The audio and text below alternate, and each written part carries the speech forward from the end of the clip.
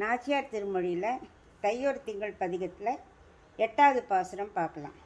மாசுடை உடம்பொடு தலை உலரி வாய்ப்புறம் வெளுத்து ஒருபோதும் உண்டு தேசுடை திரள் உடை காமதேவா நோர்க்கின்ற நோன்பினை குறிகோள் கண்டாய் பேசுவது ஒன்று உண்டு இங்கு எம்பெருமான் பெண்மையை தலை உடைத்து ஆக்கும் வண்ணம் கேசவ நம்பியை கால் பிடிப்பாள் என்னும் இப்பேரு எனக்கு அருள் கண்டாய். இப்போ சொல்கிறா காமதேவன் சொல்கிறா, நீ எப்படி இருக்க தெரியுமா காமதேவா? நல்ல தேஜஸோடு இருக்க, நல்ல பலம் புரிஞ்சவனாக இருக்க, நல்ல திரளுடையவனாக இருக்க. அப்படிப்பட்ட காமதேவா, நான் நோன்பு நூற்றுன்ருக்கேன், நீ போய் சொல்லணுங்கிறதுக்காக. ஆனால் நான் எப்படி இருக்கேன் தெரியுமா? அழுக்கு உடம்போட, தலையெல்லாம் விரிச்சுண்டு, வாயெல்லாம் வெளுத்து போய் ஒரே ஒரு வேளை மட்டும் சாப்பிட்டுண்டு அப்படி இருக்கேன். எதுக்காக? நோன்பு இருக்கேன் உனக்காக, நீ போய் சொல்லணுங்கிறதுக்காக நான் நோம்பில் இருக்கேன். நீ என்ன பண்ணணும்?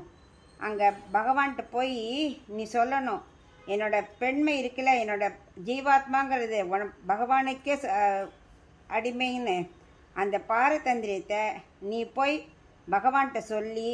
யார் அந்த பகவான் அப்படின்னா கேசவன் நம்பி, அந்த கேசிக்கு அசுரனை கொன்னாரே அந்த கேசவன் நம்பிட்ட போய் உனக்காகவே நான் காத்துன்ருக்கேங்கிற விஷயத்த நீ போய் சொல்லணும்.